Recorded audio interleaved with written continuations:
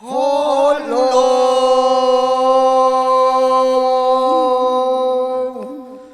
ma cô rau sao thiam lại này giàu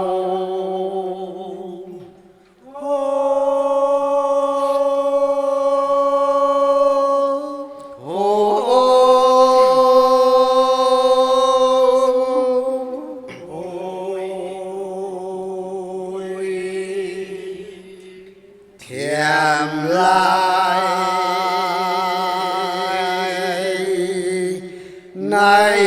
giàu dạy chê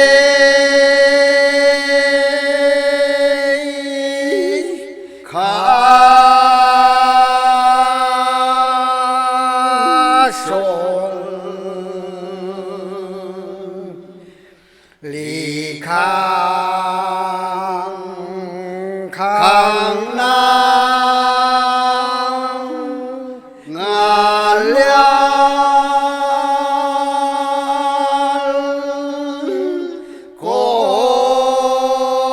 cốm bù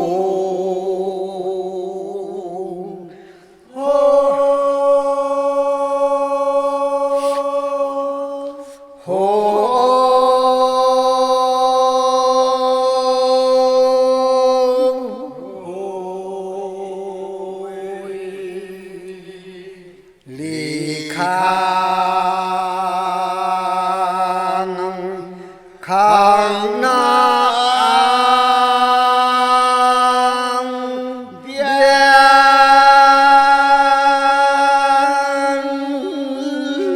ngã nụ lông sau đủ mang dê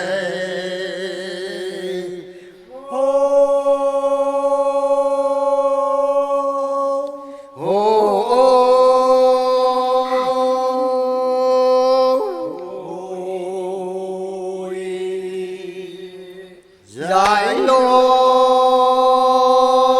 lại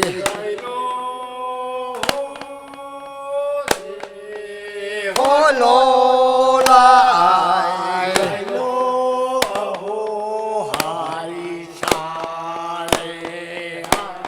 hai gia lê hai giải lô hô hôi